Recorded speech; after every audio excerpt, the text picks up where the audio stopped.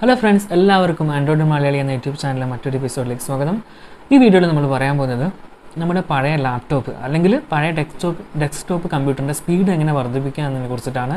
ഇത് ജസ്റ്റ് സെറ്റിങ്സും മറ്റും കാര്യങ്ങളും ചെയ്തിട്ട് വർദ്ധിപ്പിക്കുന്ന കാര്യമല്ല, അല്ലാതെ തന്നെ നിങ്ങളുടെ ലാപ്ടോപ്പ് ശരിക്കും നിങ്ങൾക്ക് അനുഭവിച്ചറിയാൻ പറ്റും. അതായത് നമ്മുടെ പഴയ ലാപ്ടോപ്പിൻ്റെ ആ ഒരു യഥാർത്ഥ വേഗത എന്താണെന്ന് നിങ്ങൾക്ക് ശരിക്കും മനസ്സിലാക്കാൻ സാധിക്കുന്ന ഒരു ചേഞ്ചാണ് ഞാൻ പറയാൻ നിങ്ങളോട് പോകുന്നത്. അപ്പോൾ നമ്മുടെ വീട്ടിൽ പഴയ ലാപ്ടോപ്പ് നിങ്ങളുടെ സാധാരണ ആവശ്യങ്ങൾക്ക്, അതായത് നെറ്റ് എടുത്തിട്ട് അതിലെന്തെങ്കിലും വീഡിയോസ്, ഇപ്പോൾ യൂട്യൂബ് പോലുള്ള കാര്യങ്ങൾ കാണാൻ അല്ലെങ്കിൽ ചെറിയ ചെറിയ കാര്യങ്ങളൊക്കെ ചെയ്യാൻ വേണ്ടിയിട്ട് ആ പഴയ ലാപ്ടോപ്പോ അല്ലെങ്കിൽ ആ പഴയ ഡെസ്ക്ടോപ്പും തന്നെ ധാരാളമാണ്.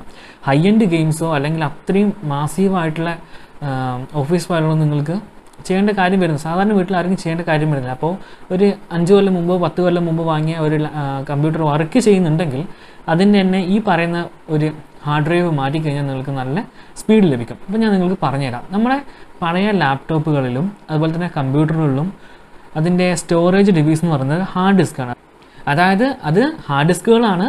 അതായത് ഞാൻ പറഞ്ഞുതരാം, ഈ കാണുന്ന പോലുള്ള ഹാർഡ് ഡിസ്കുകളായിരുന്നു ഉപയോഗിച്ചുകൊണ്ടിരുന്നത്. അപ്പോൾ ഇന്നത്തെ ഹാർഡ് ഡിസ്കിനൊരു പ്രത്യേകതയുണ്ട്. ഇതിൻ്റെ അകത്തുനിന്ന് കുറേ സീഡികൾ ഒരു ലെയറായിട്ട് വെച്ചിട്ടുണ്ടാവും. അപ്പോൾ അത് കറങ്ങിയിട്ടാണ് ഇതിലേക്ക് ഡാറ്റ വരേണ്ടത്. അപ്പോൾ സമയം കൂടുതലെടുക്കും, അതുപോലെ സ്പീഡും കുറവാണ്. എന്നാൽ പുതിയതായിട്ട് വരുന്ന ഹാർഡ് ഡിസ്കുകൾ ഇത്തരത്തിലുള്ള SSD ഹാർഡ് ഡിസ്കുകളാണ്. എന്നാൽ പുതിയ കമ്പ്യൂട്ടറുകളിലും ലാപ്ടോപ്പുകളിലൊക്കെ ഉപയോഗിക്കുന്നത് ഇത്തരത്തിലുള്ള SSD ആണ്. ഇത് കൂടാതെ വേറെയും MM2 അല്ലെങ്കിൽ NVMe എന്നൊക്കെ പറഞ്ഞിട്ടുള്ള വേറെയും ഹാർഡ് ഡിസ്കുകളുണ്ട്. അതൊന്നും നമുക്ക് ആവശ്യമില്ല. നമ്മൾക്ക് ജസ്റ്റ് നമ്മളെ ആവശ്യങ്ങൾക്കുള്ള സ്പീഡ് വർദ്ധിപ്പിക്കാൻ വേണ്ടിയിട്ട് ഈ SSD ആണ് ധാരാളമാണ്. ഇതിൻ്റെ തന്നെ സ്പീഡ് ഇതിൽ കൊടുത്തിരിക്കുന്നത് 560 MB റീഡും 530 MB per second റേറ്റും, അത്രയും സ്പീഡ് ഇതിൽ അവർ പറയുന്നുണ്ട്. അപ്പം നമ്മൾ ഈ ഹാർഡ് ഡിസ്ക് മാറ്റുന്നതിലൂടെ നമുക്ക് നല്ലൊരു സ്പീഡ് കമ്പ്യൂട്ടറിന് വരുത്താൻ പറ്റും.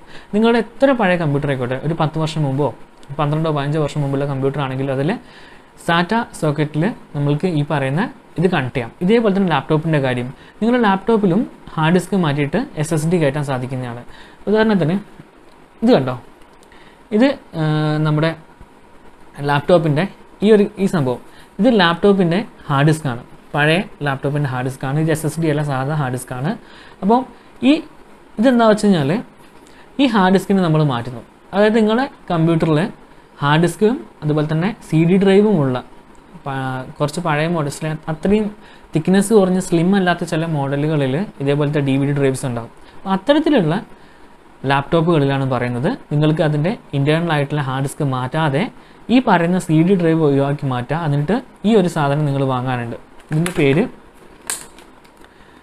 ഇത് സെക്കൻഡ് ഹാർഡ് ഡിസ്ക് കാഡി. ഈ സംഭവം എന്താ പറയുക, ഇതിൻ്റെ പേര് എനിക്ക് ഓർമ്മ വരുന്നില്ല. എന്തായാലും ഈ ഒരു പ്ലഗിൻ അല്ലെങ്കിൽ ഈ സോക്കറ്റ് നമുക്ക് വാങ്ങാൻ കിട്ടും. ഈ ഹാർഡ് ഡിസ്ക് പിടിപ്പിക്കുന്ന ഈ ഒരു സാധനം കാഡി എന്ന് പറയാം. ഈ കാഡി വാങ്ങുക, അതിലേക്ക് SSD, ഇതിപ്പം ഹാർഡ് ഡിസ്ക്കാണ് കേട്ടോ. ഇത് ഞാൻ എൻ്റെ കമ്പ്യൂട്ടറിൽ മെയിനായിട്ടുള്ള ഹാർഡ് ഡിസ്ക് മാറ്റിയിട്ട് അവിടെ SSD കയറ്റി അതിനുശേഷം ഉണ്ടായിരുന്ന എൻ്റെ പഴയ ഹാർഡ് ഡിസ്ക് ഈ കാഡി വഴി ഉപയോഗിച്ചിട്ടുണ്ടായിരുന്നു. ഇപ്പം വേണ്ട വെച്ചിട്ട് മാറ്റി വെച്ചതാണ്. അപ്പം നിങ്ങൾക്ക് നിങ്ങളുടെ ഒറിജിനലായിട്ടുള്ള ആ ഒരു ഹാർഡ് ഡിസ്ക് മാറ്റാൻ ആഗ്രഹമില്ല എങ്കിൽ ഇത്തരത്തിൽ ഒരു കാഡി വാങ്ങിച്ചിട്ട് ഇതിലേക്ക് ഹാർഡ് ഡിസ്ക് മാറ്റാം. ഇനി അതല്ല, നിങ്ങളിൽ DVD ഡ്രൈവ് ഇല്ല, സാധാ സ്ലിം ആയിട്ടുള്ള കമ്പ്യൂട്ടർ ആണെങ്കിൽ നിങ്ങൾക്ക് അതിൻ്റെ അകത്തുള്ള ഈ ഹാർഡ് ഡിസ്ക് മാറ്റിയിട്ട് അവിടെ SSD കയറ്റാം. ഒരു കാര്യം ഞാൻ പറയാം, നിങ്ങൾക്ക് ഈ സ്പീഡ് ശരിക്കും അനുഭവിച്ചറിയണമെങ്കിൽ എന്ത് ചെയ്യണം, ഈ ഹാർഡ് ഡിസ്ക് മാറ്റിയിട്ട് അവിടെ SSD കയറ്റണം. കൂടാതെ ഈ SSDയിൽ നിന്ന് തന്നെ ആയിരിക്കണം വിൻഡോസ് ഓപ്പറേറ്റിംഗ് സിസ്റ്റം വർക്ക് ചെയ്യുന്നത്. അതായത് നിങ്ങൾ ഹാർഡ് ഡിസ്ക് വാങ്ങി SSD വാങ്ങിയിട്ട് ഇതേപോലെ എക്സ്ട്രാ അത് ഫിറ്റ് ചെയ്തിട്ട് സ്റ്റോറേജും കാര്യങ്ങളും ഇതിൽ ചെയ്ത് കഴിഞ്ഞാൽ നിങ്ങൾക്ക് സ്പീഡ് ലഭിക്കില്ല. നിങ്ങൾ പുതുതായിട്ട് ഈ SSD വാങ്ങിയതിന് ശേഷം ഇതിൽ തന്നെ വിൻഡോസിൻ്റെ OS ഇൻസ്റ്റാൾ ചെയ്തിട്ട് ഉപയോഗിച്ച് തുടങ്ങണം. അതല്ലാതെ പഴയതുപോലെ അതേ പഴയ ഹാർഡ് ഡിസ്ക് ഉപയോഗിക്കുകയാണെങ്കിൽ നിങ്ങൾക്ക് സ്പീഡ് ലഭിക്കില്ല. അപ്പോൾ ഈ SSD നമ്മൾക്ക് ഒരു 2500 രൂപ ഇതിൻ്റെ വില ഇതിൽ കൊടുത്തിരിക്കുന്നത്. ഇതിൽ കുറേ അധികം കാണിച്ചത്, ഇതെനിക്ക് അത്ര നല്ല 2000-2500 രൂപേൻ്റെ ഉള്ളിൽ നമുക്ക് 256 GB കിട്ടും. അതിലും കുറഞ്ഞ 128 GB ഉണ്ട്. ഒരു 256 GB എങ്കിലും വാങ്ങുന്നതാണ് നമുക്ക് നല്ലത്. ഇത് 500 GB ആണ് കേട്ടോ. ഇത് SSD 500 GB ആണ്. ഇത് എനിക്ക് 5000 രൂപയായി ഏകദേശം ഞാൻ വാങ്ങിയ സമയത്ത്. ഇതിൽ MRP കൊടുത്തിരിക്കുന്നത് 8000 രൂപയാണ്. പിന്നെ SSDക്ക് ഹാർഡ് ഡിസ്കിനെക്കാളും വില കുറച്ച് കൂടുതലാണ്.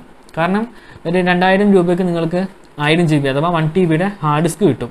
പക്ഷേങ്കിൽ നിങ്ങൾക്ക് 1 TB SSD വാങ്ങണമെങ്കിൽ എന്തായാലും 6000 8000 അല്ലെങ്കിൽ 10,000-നുള്ളിൽ നിങ്ങൾക്ക് പ്രതീക്ഷിക്കാം. അത്രത്തോളം വില വരുന്നുണ്ട് ഈ ഒരു SSDക്ക്. പിന്നെ ചില സമയങ്ങളിൽ വില കുറയും. കൂടാതെ നോക്കുക, വാങ്ങുമ്പം ഇതുപോലത്തുള്ള വെസ്റ്റേൺ ഡിജിറ്റലോ അല്ലെങ്കിൽ കിങ്സ്റ്റണോ അല്ലെങ്കിൽ സീഗേറ്റോ അങ്ങനെ നല്ല കമ്പനി നോക്കി വാങ്ങുക.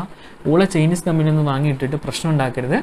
അപ്പോൾ അത്തരത്തിൽ ഈ SSD മാറ്റുന്നതിലൂടെ നിങ്ങൾക്ക് എന്ത് ചെയ്യാൻ പറ്റും? നിങ്ങളുടെ കമ്പ്യൂട്ടറിൻ്റെ സ്പീഡ് വർദ്ധിക്കാം. ഇനി എങ്ങനെയാണ് കമ്പ്യൂട്ടറിൻ്റെ സ്പീഡ് വർദ്ധിക്കുന്നതെന്നല്ലേ, ഇത് മെമ്മറി കാർഡ് പോലെയാണ്, നല്ല സ്പീഡാണ് ഫയൽ ട്രാൻസ്ഫർ. അതുകൊണ്ട് നിങ്ങളുടെ കമ്പ്യൂട്ടറിൽ വരുന്ന വ്യത്യാസങ്ങൾ ഞാൻ പറഞ്ഞുതരാം. ഒന്നാമത്തെ വ്യത്യാസം, നമ്മുടെ കമ്പ്യൂട്ടറിൻ്റെ അല്ലെങ്കിൽ ലാപ്ടോപ്പിൻ്റെ പവർ ബട്ടൺ പ്രസ് ചെയ്തതിന് ശേഷം ആ വിൻഡോസിൻ്റെ സംഭവങ്ങളൊക്കെ റെഡിയായി വരുന്നില്ലേ, ആ സമയം നിങ്ങൾക്ക് 1 മിനിറ്റ് എടുത്ത്, സാധാരണ 1 മിനിറ്റാണ് നിങ്ങൾക്ക് റെഡിയായി എടുക്കുന്നതെങ്കിൽ ഈ SSD ഇൻസ്റ്റാൾ ചെയ്ത് കഴിഞ്ഞാൽ ഏകദേശം ഒരു 20-25 സെക്കൻഡിനുള്ളിൽ നിങ്ങൾക്ക് കമ്പ്യൂട്ടർ റെഡിയായി കിട്ടും.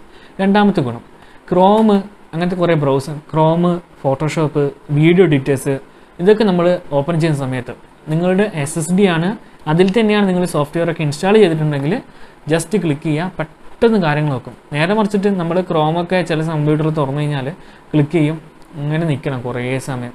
നമ്മൾ വേറെ എന്തെങ്കിലും പ്രവൃത്തി ചെയ്തിട്ട് ഒരു പാട്ടൊക്കെ കേട്ടിട്ട് വരുമ്പോഴായിരിക്കും ഈ ക്രോമൊക്കെ തുറന്നു വരാം. അപ്പോൾ അത്തരത്തിലുള്ള സ്ലോവും കാര്യങ്ങളൊക്കെ നിങ്ങൾക്ക് മാറിക്കിട്ടും. എന്ത് ചെയ്യാം? നിങ്ങൾ ഇതുപോലൊരു SSD ഉപയോഗിച്ച് കഴിഞ്ഞാൽ.